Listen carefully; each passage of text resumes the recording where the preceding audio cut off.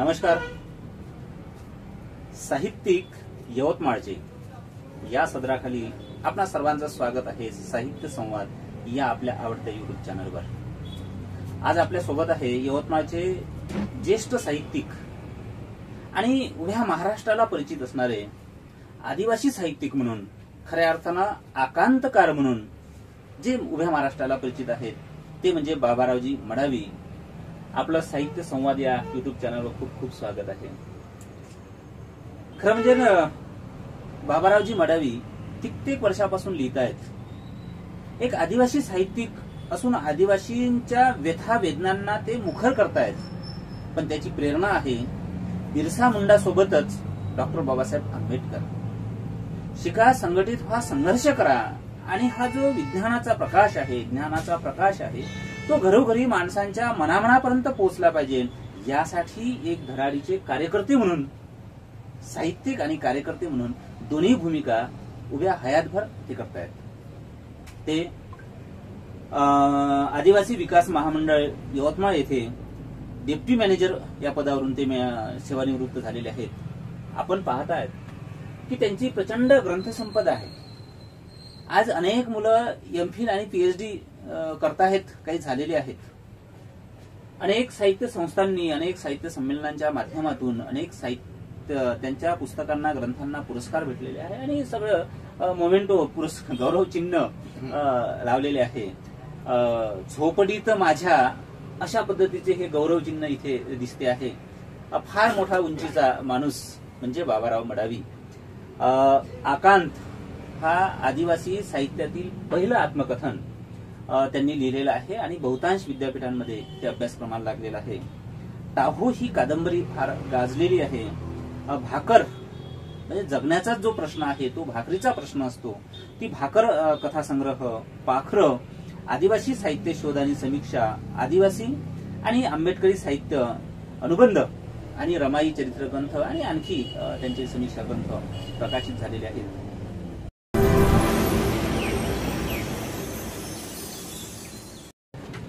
मी युद्ध पुकारले या त्यांच्या प्रसिद्ध कविता संग्रहामध्ये ते आपली वेदना, आपलं युद्ध, आपलं एल्गार सांगताना म्हणतात की प्रत्येक दिसी आटला, प्रत्येक दिसी आटला भाकरीसाठी घाम, पोट भुकेनं व्याकुळ, हातात आले काम. जगण्याचा संघर्ष आणि या संघर्षामध्ये पुढे म्हणतात जिवंतपणी जळतो सरणावर, जिवंतपणी जळतो सरणावर, कसे समजावू जीवाला, हाल जीवाचे सोसेना, हाक देऊ कुणाला, हाक देऊ कुणाला. अशा पद्धतीने आपली वेदना, व्यथा ते आपल्या साहित्यातून मांडतात. आपण सुरुवात करूया आकांतला. आकांत हे आदिवासी साहित्यातील पहिलं स्वकथन आहे आणि म्हणून पहिल्या स्वकथनाचा मान बाबारावजी मडावी यांच्याकडे जातो आहे. आकांतची निर्मिती, खरं म्हणजे आकांत या शब्दामध्येच प्रचंड भूक आहे, प्रचंड वेदना आहे आणि ती वेदना म्हणजे मुसमुसू रडणे नाही, तर तो जीवाचा आकांत आहे. टाहो फोडणे याच्याही पलीकडची जी वेदना असते ती वेदना म्हणजे आकांत आहे. तो आकांत बाबारावजी मडावी यांनी मांडलाय. याची प्रेरणा सांगा. आणि आपल्या आयुष्यामध्ये, आपलं आयुष्य तर वैराण झालेलं होतं, ठाई ठाई वेदना सहन कराव्या लागल्या. काही प्रसंग सांगा. आकांची प्रेरणा आंबेडकरी साहित्यिकांची आत्मकथनं माझ्या वाचनात गेली. लक्ष्मण माने असतील, दया पवार असतील, लक्ष्मण गायकवाड असतील, ही सारी अण्णाभाऊ साठेंची पुस्तकं असतील, ही सारी आत्मकथनं माझ्या वाचनातून गेली. आणि मग मला असं वाटायला लागलं की आदिवासींचं जगही उद्ध्वस्त झालेलं, त्यांचे फार मोठ्या समस्या आहेत. आपण त्या समस्येत जगतो आहोत, त्या समस्येत माझा जन्म झालेला आहे. आणि म्हणून मी स्वकथन लिहून माझे स्वकथन समोर आलं पाहिजे. पण हे स्वकथन लिहित असताना माझ्या डोक्यात एक विचार आला की हे स्वकथन केवळ माझ्यापुरतं मर्यादित राहणार नाही किंवा ते माझंही राहणार नाही. कारण हे स्वकथन समाजाचं व्यथा चित्रित करणारं एक राहील, एक ग्रंथ राहील. हे स्वकथन वंचित समाजाचं नेतृत्व करणारा ग्रंथ राहील. हे स्वकथन वंचित समाजाच्या हक्कासाठी लढणारी याची पानं राहतील. हे स्वकथन क्रांतीसाठी हापापलेलं असेल. हे स्वकथन चळवळीसाठी आसुसलेलं असेल. अनेक अर्थानं अनेक माझ्या मनात विचार आले. मी फार मोठा माणूस नाही, पण मी नसलो तरी परंतु हातात लेखण्या घेतल्याच पाहिजे. तुम्ही मोठा माणूस नाही, हीच तुमची हेच तुमचं मोठेपण आहे. आणि मग ही सारी अण्णाभाऊ साठे, डॉक्टर बाबासाहेब आंबेडकर ही सारी विचारधारा मला आत्मकथन लिहिण्यासाठी प्रवृत्त करत गेली. आणि आदिवासीचं जगणं हे मला प्रवृत्त करत गेलं. हे आपण हे वंचित समाजातली व्यथा मांडली पाहिजे. आणि म्हणून मी आत्मकथन लिहिण्याचा विचार केला. आकांत हे आत्मकथन मी लिहून काढलं. हे आत्मकथन मी माझी बहीण पंचफुला हिच्या एका झोपडीतल्या घरामध्ये लिहून काढलं. ती माझी दक्षता घेत होती. माझा भाऊ शिकलेला आहे, तो लिहितो आहे. ही पानं लिहित असताना त्या गवताच्या झोपडीतून ती माझं संरक्षण करत होती. म्हणजे अशी आत्मकथनामध्ये जिव्हाळ्याची आलेली माणसं, मग खंदी खोदणारा माझा बा असेल, शेतात जाणारी माझी माय असेल, कष्टाचं जीवन जगणारं माझी बहीण असेल, हा सारा गोतावळा घाम गाळून जीवन जगणारा त्यांच्यात मी शिकलो आहे. हातात लेखणी घेतली आहे. या लेखणीचा आपण उपयोग केला पाहिजे. सामाजिक समस्या आपण लोकांसमोर मांडली पाहिजे. आणि मग मी एका त्या झोपडीत, बेलोरा नावाचं गाव आहे तिथे यवतमाळ जवळ, तिथे माझी बहीण राहायची. पंचफुला नावाची, पंचफुला नैताम नावाची बहीण राहायची. त्या झोपडीत मी ते आत्मकथन लिहून काढलं. आणि लिहून काढल्यानंतर ते आत्मकथन मग काढण्यासाठी माझी मोठी तारांबळ झाली आर्थिकतेची. तरी परंतु मी ते आत्मकथन मोठ्या प्रयासाने ते काढून घेतलं. आणि ते आत्मकथन प्रसिद्ध जे झालं आहे, प्रकाशित जे झालं आहे, ते नंदुरकर कॉलेजला यवतमाळच्या त्या प्रांगणामध्ये देश पातळीवरची बौद्ध परिषद होती. आणि डॉक्टर बाबासाहेब आंबेडकरांचे खासगी सचिव नानकचंदी रत्तू त्या ठिकाणी आले होते त्या बौद्ध महापरिषदेला. आणि त्यांच्या हस्ते माझं आकांत हे आत्मकथन प्रसिद्ध झालेलं आहे. म्हणजे त्यांचे हात, त्यांच्यासोबत डॉक्टर गंगाधर पानतावणे होते, सुरेश द्वादशीवार अशी मंडळी होती, दिग्गज मंडळी त्या ठिकाणी होती. आणि त्या पेंडॉलमध्ये माझे भाऊ दादासाहेब मडावी, जे राजकीय नेतृत्व आदिवासींचं करत होते, ते प्रकाशित होत असताना त्या ठिकाणी हजर होते. आणि दुसरे डॉक्टर बाबासाहेब आंबेडकरांची चळवळ समता सैनिक दल ही संघटनेमध्ये चांगल्या पदावरून काम करणारे आगबे काका, त्या आगमेंनी बी के आगमे त्यांनी आम्हाला मानसपुत्र मानलं होतं. आणि ते आमच्या बॉडीगार्ड होते काही. हो हो हो हो, खरं आहे ते. बाबासाहेबांच्या आठवणी सांगून रडायचे ते. आणि ते आमच्या घरी 2-2-3-3 महिने राहायचे आम्हाला मानसपुत्र. म्हणजे तुमच्या आकांतला एवढी मोठी माणसं प्रकाशन समारंभाला होती. वसंत कानेटकर एका ठिकाणी म्हणतात की अश्रूंची झाली फुले, त्याच पद्धतीने आकांतच आहे, जीवाचा आकांत आहे. पण जेव्हा अशी मोठ्या माणसांची स्पर्श त्या समारंभाला लागतात, आपल्या पुस्तकाला लागतात, तेव्हा आकांतचाही तो सुख सोहळा झाला असं म्हणायला हरकत बिलकुल बिलकुल बिलकुल. आणि दुसऱ्याच वर्षी मूर्तिजापूरला डॉक्टर बाबासाहेब आंबेडकरांनी आकांची अस्मिता दर्श पुरस्कारासाठी निवड केली. वा वा. गंगाधर पांडुरंग सरांनी, डॉक्टर चिंतामण कांबळे त्यांनी तो आयोजित केलेला होता. एक एक क्षण हा गौरवाचा असतो आणि ते क्षण, त्याच आठवणी, त्याच स्मृती माणसाला जिवंत ठेवतात, जागृत ठेवतात. असे हे गौरवाचे क्षण होते. आणि आकांतने आज महाराष्ट्रभर आकांत मांडलेला आहे. हे आदिवासी जगणं आहे खरं म्हणजे. आत्मकथनामधून, स्वकथनामधून एकटा माणूस येत नसून तो समाज येतो आहे. समाजाचं जगणं येते आहे, समाजाचे दुःख वेदना येते आहे, त्या मुखर करण्याचं काम आत्मकथन करते. आणि आदिवासींच्या वेदना समाजासमोर मांडण्याचं काम बाबारावजी मडावींनी 97 मध्ये आकांच्या माध्यमातून केलेलं आहे. आकांतवर अनेकांनी पीएचडी आणि एमफिल साठी त्याची निवड केलेली आहे. त्याच्यावरती डॉक्टर हिना अनवर ही मुस्लिम मुलगी, तिनं आकांचा आलाप म्हणून हिंदीमध्ये ते हैदराबाद विद्यापीठाला तिनं एमफिल केलं. अनुवाद, एमफिल केलं तिनं आकांतवरती. आणि त्याचा अनुवाद केला आणि तो शोध ग्रंथ तिनं छापला. ही मोठी जमेची बाजू आहे. धामणगावचे दिवंगत आमचे मित्र प्राध्यापक डॉक्टर गणेश टाले सरांनी पीएचडी साठी हा विषय निवडलेला आहे, आत्मकथन.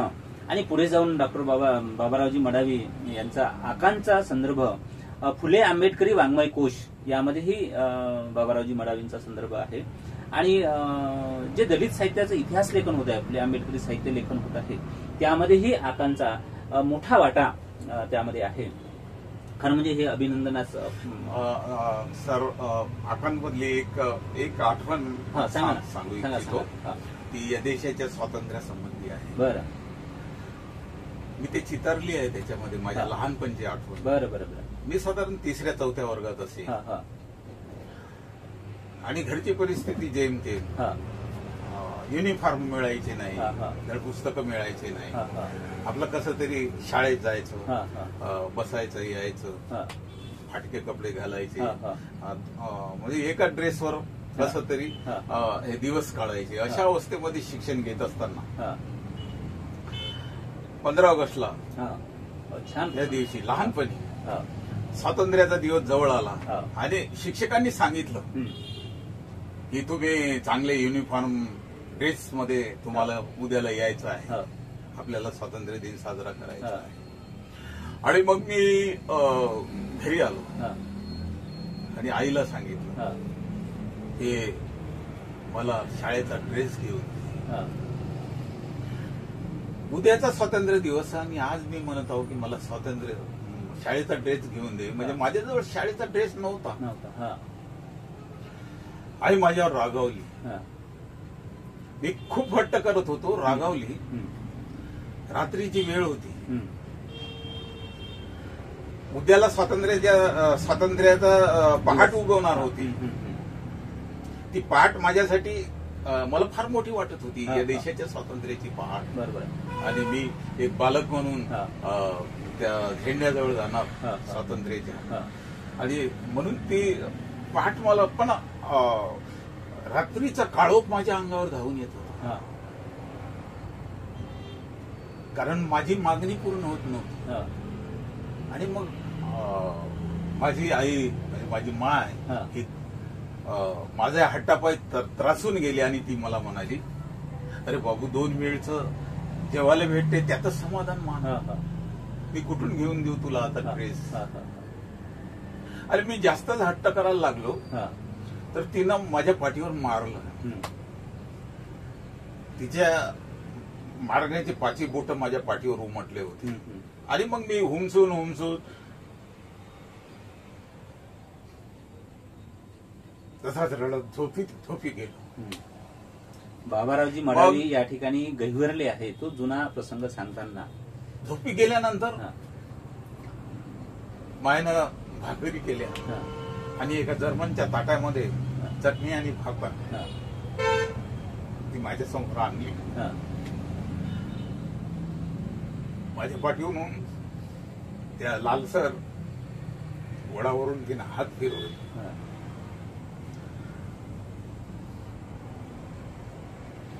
ती मला म्हणाली की बाबू जेव, आपली परिस्थिती तशी आहे. ती सुद्धा रडत होती. तिच्या अश्रूचा बांध फुटला आणि मग तिनं माझा जो जुना ड्रेस होता, दररोज एकच ड्रेस घालून फटका ड्रेस, तो तिनं मग धुण्यासाठी, रात्रीला धुण्यासाठी टाकला. तो युनिफॉर्म नव्हता आणि दुसरी दिवशी मग तो ड्रेस मी फाटका ड्रेस घालून गेले, ज्याला म्हणजे गुंड्या नव्हत्या, त्याच्यावर करदोडा हे करून कसा तरी मी शाळेत गेलो. शाळेत जाऊन मुलांच्या रांगेमध्ये उभा राहिलो. सर्व पोरं युनिफॉर्म मध्ये आले होते, मी मात्र युनिफॉर्म मध्ये नव्हतो. कारण मला युनिफॉर्म भेटला नव्हता. मास्तरचं लक्ष गेलं. त्यांनी मला म्हटलं, तू रांगेच्या बाहेर निघ. मी त्यांच्या आदेशानं रांगेच्या बाहेर निघालो. थोड्या वेळानं ती प्रभात फेरी, मुलांची प्रभात फेरी निघाली होती, पण ड्रेस नसल्यामुळे मी त्या प्रभात फेरीत जाऊ शकत नव्हतो. भारत माता की जय म्हणू शकत नव्हतो. पोरं एक एक पोरग रांगेनं जात होतं आणि त्या रांगेकडे मी नुसतंच पाहत उभा होतो. माझ्या या वंचित परिस्थिती पाहिजे मी माझ्या देशाचे गुण गाऊ शकत नव्हतो. मी बाजूला स्तब्ध उभा राहून हे सांगत पाहतो. हा प्रसंग मी याच्या आकांतमध्ये चितारला आहे. या देशाची लोकशाही उपभोगायला भेटली पाहिजे. या देशातली संविधानावरचे हक्क त्यांच्या घराघरात गेले पाहिजे. त्यासाठी मी आकांत. कालचा पाऊस आमच्या दारी आलाच नाही. स्वातंत्र्य मिळवलं. स्वातंत्र्य मिळवण्यासाठी इथल्या SC ST आणि बहुजन सगळ्या लोकांनी रक्त सांडवलंय. आपल्या जीवनाचे, आपल्या संसारावर राख रांगोळी केली. बरी मोठी आशा होती की स्वातंत्र्यामध्ये समता, ममता, बंधुता, न्याय मिळेल. पण इथल्या ओबीसींना, इथल्या SC STंना अजूनही खऱ्या अर्थानं स्वातंत्र्य, समता, ममता मिळालेली नाही आहे.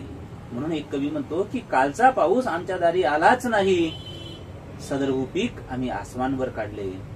ही वेदना, हा आकांत आजही घराघरामध्ये आहे. आजही संपलेला नाही आहे. हा आकांत बाबारावजी मडावी यांनी सांगितलेला आहे.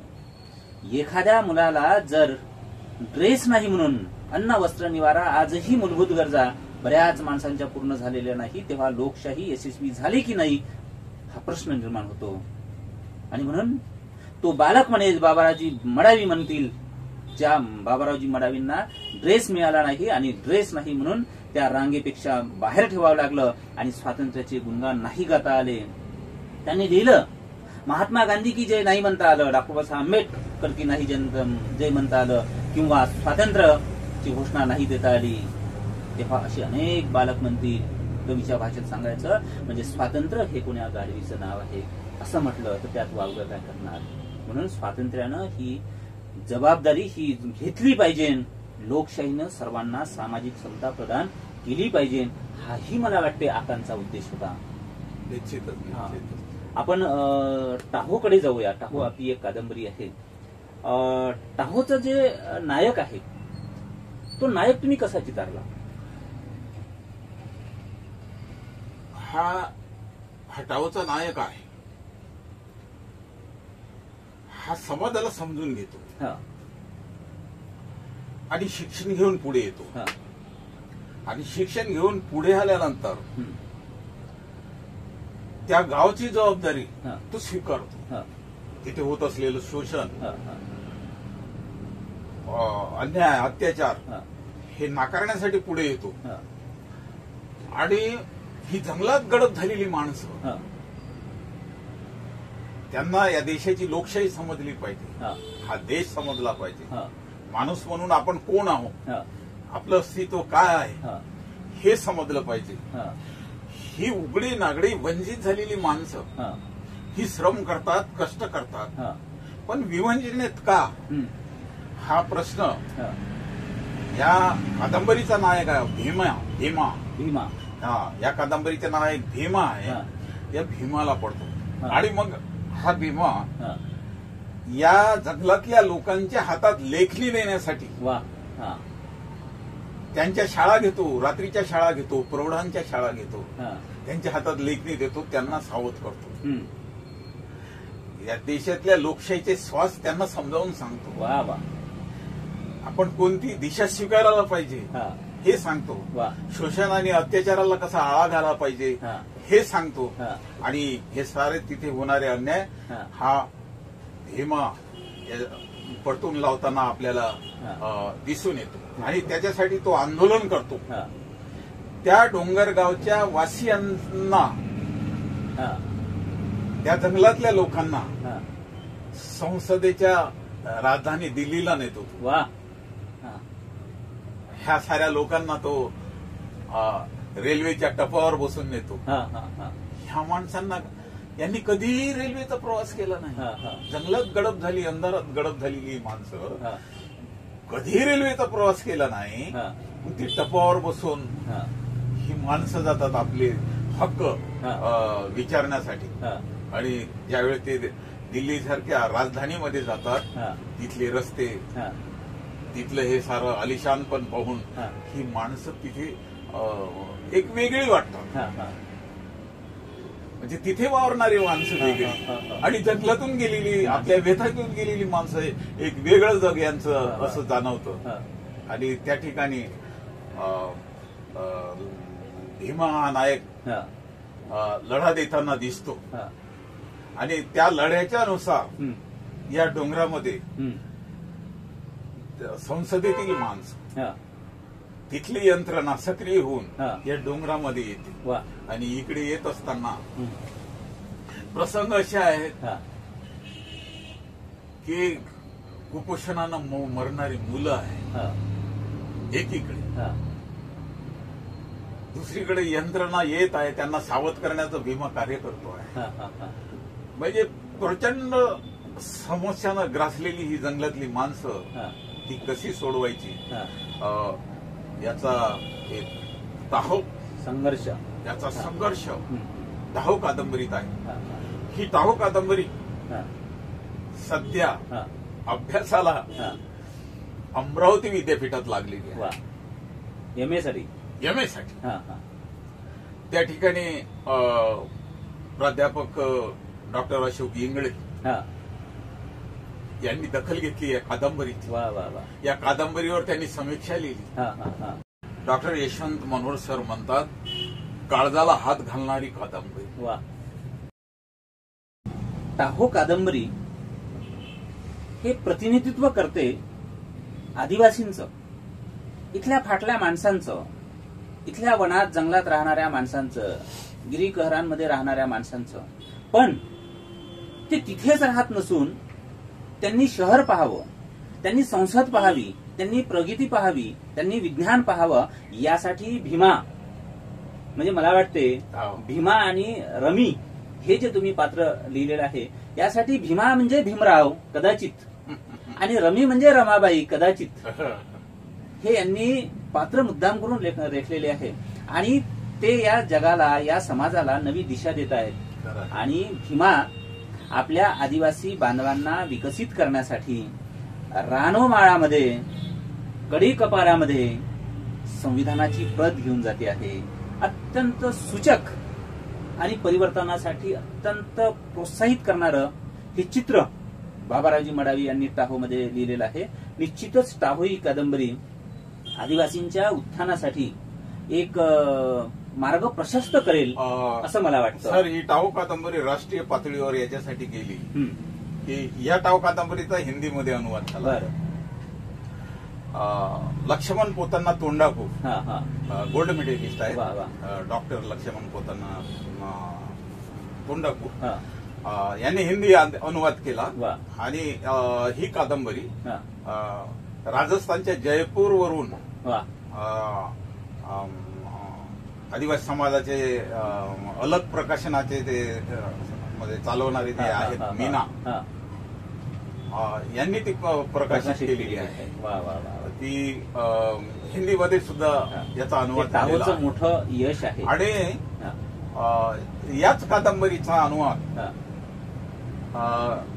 गुजरातच्या एका प्राध्यापकांनी त्या अनुवादासाठी घेतलेली आहे. काही दिवसात ती गुजराती भाषेत सुद्धा येईल. टाहो अनेक भाषांमध्ये टाहो फोडते आहे आणि जखम जेवढी मोठी असेल तेवढाच संघर्ष मोठा असतो. हा संघर्ष सुद्धा या ठिकाणी रेखाटलेला आहे. मी युद्ध पुकारले हा त्यांचा कविता संग्रह प्रकाशित झालेला आहे.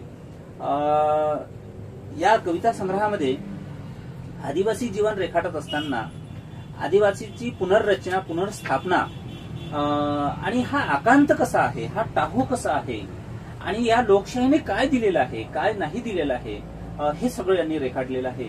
यामधल्याही एक दोन कविता आम्हाला सांगा. सर, मी युद्ध पुकारले माझ्या या कविता संग्रहाचं टायटलच असं आहे की ते युद्ध करायला सांगते, ती लढायला सांगते, ती हक्कासाठी संघर्ष करायला सांगते.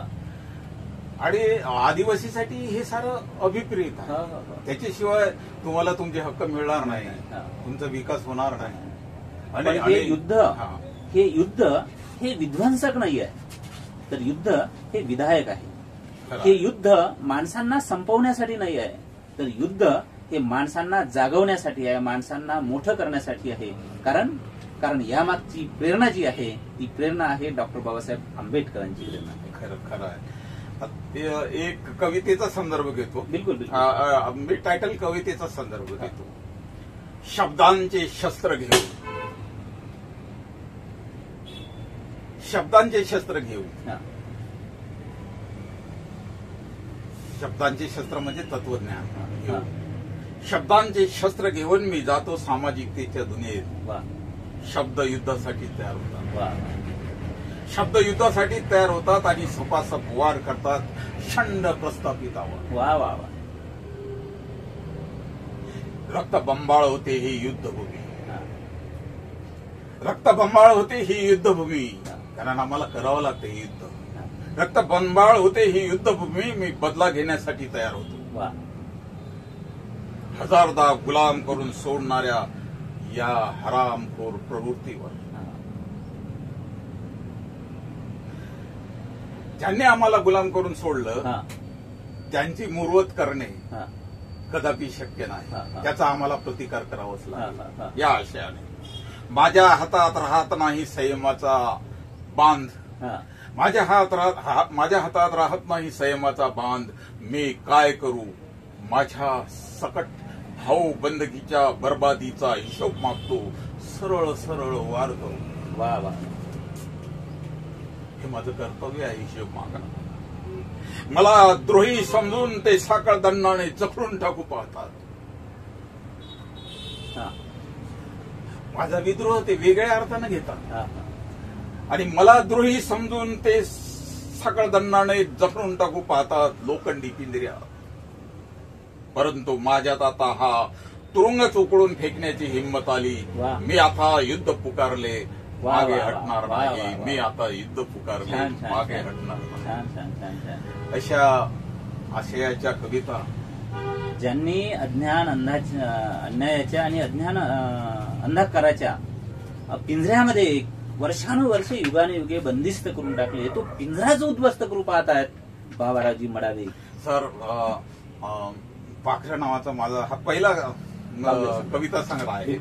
त्याच्यातली यवतमाळच्या पाटीपुऱ्यामध्ये त्यावेळेस म्हणजे डॉक्टर अशोक कांबळे वगैरे ही ती सारी मंडळी, यवतमाळचा पाटीपुरा, आनंद गायकवाड, यवतमाळचा पाटीपुरा म्हणजे यवतमाळची ही क्रांतीभूमी. तिथे एक कवीच याची बैठक झाली. त्या ठिकाणी मी ही कविता सादर केली होती आणि माझ्या आवडीची कविता आहे वस्ती. ही कविता ही कफलकांची वस्ती, ही कफलकांची वस्ती स्वातंत्र्यातही गुलामासारखी वाटणार. ही वस्ती मरगळलेली उपाशी कोटीचे आयुष्य जगणार. ही वस्ती मरगळलेली उपाशी पोटीचं आयुष्य कापणारी ही वस्ती टीबी झाल्यागत गळून गेली. ही वस्ती शोषण करून उसाच्या पाचोळ्यागत फेकून दिलेली. ही वस्ती वाकून गेलेली, तिचे रस्तेही थकून गेलेले. ही वस्ती वाकून गेलेली, तिचे रस्तेही थकून गेलेले. ही वस्ती मानेवरचं जू घेऊन चालणारी, स्वातंत्र्यातही अन्याय अत्याचार जुलूम सहन करणारी ही वस्ती आज मात्र इथे टर्न झाला. ही वस्ती आज मात्र एकाएकी पेटली कशी. जो बदल झाला डॉक्टर बाबासाहेब आंबेडकरांच्या विचाराचा, ही वस्ती आज मात्र एकाएकी पेटली कशी. ह्या वस्तीतील हळांचे सापळे उठून उभे झाले आणि आयुष्याचा हिशोब मागण्याकरता क्रांतीचे टेंबे घेऊन जागे झाले. ही वस्ती अन्याय करणाऱ्यांना शोधित तलवारीच्या धारेवर पेटली आणि एकाएकाचे मुर्दे पाडीत निघाले. तलवारीच्या धारेवर म्हणजे आम्हाला शस्त्र अभिप्रेत नाही, पण हे एक त्याचं प्रतीक, अन्यायाचा प्रतिकार करण्याचा प्रतीक म्हणून वापरलेला शब्द आहे. ही वस्ती आगोकीत प्रचंड झाली. गुलामासारखी वाटणारी वस्ती एकाएकी पेटत गेली. गुलामासारखी वाटणारी वस्ती एकाएकी पेटत गेली. वा वा वा वा. हे सारे संदर्भ वस्ती जे शस्त्र आणि शस्त्राने कापत गेले, हे शस्त्र कशाचं आहे तर दलित साहित्यामध्ये, आदिवासी साहित्यामध्ये शस्त्र हे ज्ञानाचं शस्त्र आहे. आणि ज्ञानाच्या शस्त्राने इथली माणसं म्हणजे जे अज्ञान, अन्याय, अत्याचारी माणसं आहे, जी वृत्ती आहे, ते ज्ञानाच्या शस्त्राने ती वृत्ती कापत सपासप कापत गेली. हा प्रतिकात्मक संदेश.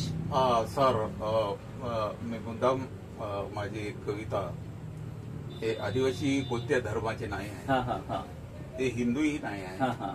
त्यांचं जगणं त्यांच्या संस्कृतीवरती एक वेगळं आहे. ते आपल्या स्वतःच्या पूर्वजांची पूजा करतात. आणि हे सारं तत्वज्ञान बुद्धांच्या तत्वज्ञानाशी मिळतं जुळतं. कारण डॉक्टर बाबासाहेब आंबेडकरांनी बुद्ध धर्माला धर्म नाही म्हटलं तर हे तत्वज्ञान म्हणून डॉक्टर बाबासाहेब आंबेडकरांनी समोर केलेलं आहे. तर बुद्धावरती लिहिलेली मी एक कविता. सांगा. बिलकुल. ही म्हणजे वाचले वाचून राहत. कारण साहित्य हे आपलं अपत्य असतं, तेवढंच आपण प्रेम करतो. कवितेचं नाव आहे बुद्ध. मनुष्यत्वाला मरून देणारा तत्ववेत्ता, बुद्धाने प्राप्त केले बोधिसत्व. बुद्धाने प्राप्त केले बोधिसत्व, बुद्धाने प्राप्त केली सम्यक संबोधी. बुद्धाने प्राप्त केली सम्यक संबोधी, तेव्हाच प्रकट झाला तत्वज्ञानी बुद्ध. तेव्हाच प्रकट झाला तत्वज्ञानी बुद्ध. बुद्ध तत्वज्ञान लहरले युगायुगासाठी. बुद्ध तत्वज्ञान लहरले युगायुगासाठी, ईश्वराला सोडून माणसांच्या उद्धारासाठी. ईश्वराला सोडून माणसांच्या उद्धारासाठी. वा वा वा वा. बाबारावजी मडावी यांचे साहित्य विविध विद्यापीठांमधून अभ्यासक्रमाला आहे आणि त्यांनी साहित्यामध्ये प्रचंड मोठी उंची गाठलेली आहे. पण दुर्दैव असं असतं की साहित्य क्षेत्रामध्ये प्रचंड उंची गाठलेल्या माणसांना आयुष्यामध्ये आर्थिक उंची गाठता येते असं नाही. आणि म्हणून मराठी साहित्यामधले असे काही प्रतिभावंत माणसं आहेत की ज्यांनी मराठी साहित्यामध्ये नाव त्यांचं अजरामर झालेलं आहे, पण मात्र आयुष्याच्या उत्तरार्धामध्ये अत्यंत हलाखीचं त्यांना जीवन जगावं लागलं. त्यामध्ये अण्णाभाऊ साठे असेल, नामदेव ढसाळे असेल आणि बाबारावजी मडावी आहे. बाबारावजी मडावींकडे प्रचंड ग्रंथ संपदा आहे आणि गौरव चिन्हांचा खचाखच असा खच पडलेला आहे. एवढे गौरव चिन्ह आहे, पण मात्र अजूनही समाज, अजूनही शासन स्तरावर सुद्धा साहित्यिकांची कोणी दखल घेत नाही.